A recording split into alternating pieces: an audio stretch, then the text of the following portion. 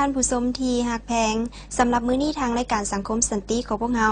จะนำเสนอให้ท่านได้ฮู้และได้เห็นสาเหตุที่ไปที่มาในการค้นพบวัตถุโบราณที่เก่าแก่ที่มีอายุถึง 2,453 ปีของสองผัวเมียที่อาศัยอยู่บ้านหนองเหือทองเมืองไซบุรีแขวงสวรรณเขตรายละเอียดเชิญท่านติดตามรับชมสองผัวเมียเฒ่าทุกจนขุดคำได้2 โล 8 ขีดค้าดินเฮือนของตนเองเหตุการณ์ที่ว่านี้แปลกแต่จริงทานผู้ชมเมื่อสองผัวเมียหนึ่งที่อยู่บ้านหนองเหือทองเมืองไซบุรีแขวงสวรรณเขตกำลังขุดดินเพื่อจะก่อฝาหน้าซาวเทคานพื้นเฮือนที่กำลังจะปลุกเงินใหม่บังเอิญขุดไปพบคำฮู้ประพันธ์แต่สมัยบูฮานนัก2 โล 8 ขีดและเครื่องเงินอีกจำนวนหนึ่งที่มีอายุถึง 2,453 ปีซึ่งในเบื้องต้นผัวเมียดังกล่าวคิดว่าแมนแผนสังกะสีเลยฮื้อขึ้นมาเบิงแต่ก็ฮื้อไปฮื้อมาก็พบว่าแมนขุมฝังเงินฝังคำของคนในยุคก่อนที่หลักฝังไว้เลยดีใจและห้องโฮว่าข้าน้อยสิรวยแล้วสิรวยแล้วข่าวดังกล่าวได้หัวไหลหู้ไปหมดทั้งหมู่บ้านเลยพากันมาหุ่มเบิงบางคนก็มาขอเลขขอหวยสารพัดบางคนก็บมาเบิงละล่าลักแกะเอาเพชรพลอยที่ติดอยู่ตามขันเงินขันคำนั่นเมื่อบ้านจากนั้นก็เกิดเหตุการณ์เหลือเสือเกิดขึ้น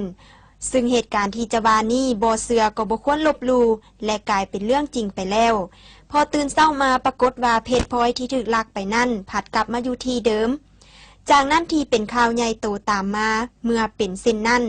อำนาจการปกครองเห็นว่าเพื่อบ่ให้มีการตกเหี่ยเสียหายอีกก็ควรเอาเครื่องเหล่านี้ไปเก็บเมียนอยู่ห้องการบ้านแต่เมื่อเวลาที่จะเอาไปนั่นได้เกิดมีพายุลมแรงอย่างกระทันหันมีขี้ฝุ่นไงกุ้มไปทั่วกงกันข้ามผู้ที่กำลังถือขันเงินขันคำดังกล่าวจะเอาเมื่อห้องการบ้านนั่นก็ออกห้อนออกหนไปทั่วห่างกายในเวลาเดียวนั่นเองเมียของผู้ขุดคำได้ก็ถูกผีเข้าสิงซึ่งภายหลังหู้มานำยาพอว่า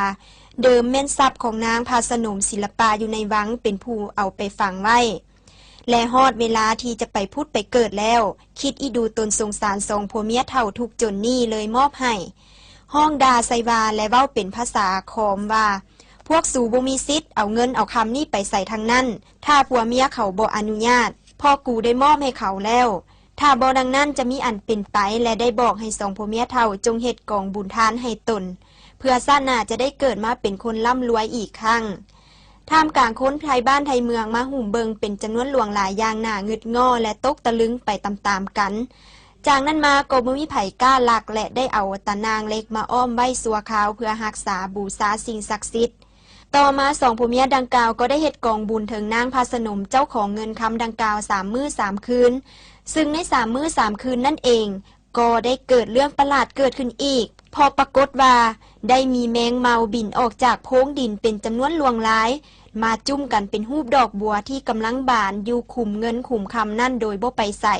บ่ตายและบ่สละปีก3 มื้อ 3 คืนของการเฮ็ดกองบุญดังกล่าวชาวบ้านมาเห็นก็ตกใจพอปกติแล้วเมื่อแมงเมาบินออกจากโพรงดินโพรงไม้ต่างๆบ่ดนมันก็สละปีกและมุดดินไปภายไปมันตามวิถีชีวิตของมันแต่นี่มันบ่ยอมไปทางใดแท้ๆพากันเอาหัวจุ้มกันอยู่จังสั้นจนครบ3 มื้อก็พากันสละปีกแล้วแจกยายไปทางไผทางมันเคียงคู่กันนั่นเหตุการณ์ประหลาดอันที่2ก็เกิดขึ้นเมื่อตกยามค่ำคืนมาผีนางพาสนมศิลปาในวังดังกล่าวนั่นก็มาเข้าสิงผู้เป็นเมียอีกครั้งซึ่งครั้งนี้แมนม้าเข้าสิงในการเต้นและฟ้อนล้ำฉลองความดีใจที่ตนได้ไปพุทธไปเกิดบทจักวาทาใดบทฟ้อนใดมีมดทุกรูปแบบประชาชนก็พากันมานางเบิงลาวฟ้อนอย่างหลวงหลายและได้เว้าว่าข้าแต่เกิดมาบ่เคยเห็นบทฟ้อนแนวนี้จักเทื่อหน้างึดงอและอัศจรรย์แท้ๆซึ่งแล้วจะเริ่มเต้นและฟ้อนตั้งแต่เวลา7 โมงแลงจนฮอด3 โมงเช้า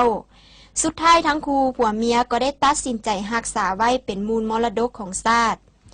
จากเรื่องราวที่เกิดขึ้นทางอำนาจการปกครองบ้านก็ได้รายงานต่ออำนาจการปกครองเมืองและแขวงสวรรณเขตและองค์การจัดตั้งที่เกี่ยวข้องมีคำสั่งย่องยอสมเสยสองผัวเมียเป็นพลเมืองดีและได้มอบเงินสดให้ในขั้นเบื้องต้น10 ล้านกีบพร้อมกันนั้นก็ได้จัดสถานที่เฮือนดังกล่าวที่กำลังจะปลูกสร้างใหม่นี้เป็นบ่อนเก็บเมียนรักษาสักการะบูชาวัตถุโบราณดังกล่าวตลอดไปเพื่อให้ประชาชนหรือนักท่องเที่ยวได้มาเที่ยวชม จากผลที่ได้รับเห็นว่าในแต่ละมือได้มีประชาชนทางภายในและอ้อมข้างแขวงสวรรณเขตพากันมาเที่ยวชมเป็นจำนวนหลายห้อยคนในแต่ละมืออันสร้างรายรับในการขายธูปเทียนดอกไม้บูชาก็คือขายปี้ข้าวสมได้ถึงมือละ2-3 ล้านกีบเพื่อเป็นทุนทอนในการปลูกสร้างเฮือนดังกล่าวนี่แหละท่านผู้ชมความดีมีจริงจงมันทำดีเข้าไว้แล้วทุกอย่างจะดีเองดังสุภาษิตที่ว่าเก้าอดเก้าเยือนหากสิได้ทอนคำและถ้าทานใดหากได้ไปไกลก็อย่าลืมมาแวะมาเที่ยวชมวัตถุบูชาเงินคำรูปพรรณดังกล่าวได้ที่บ้านหนองเหือทองเมืองไซบุรีแขวงสวรรณเขตมีสถานที่ท่องเที่ยวธรรมชาติอันอุดมสมบูรณ์ไปด้วยทรัพย์ในดินสินในน้ำหลายแห่งชาวแขวงสวรรณเขตยินดีต้อนรับทุกท่าน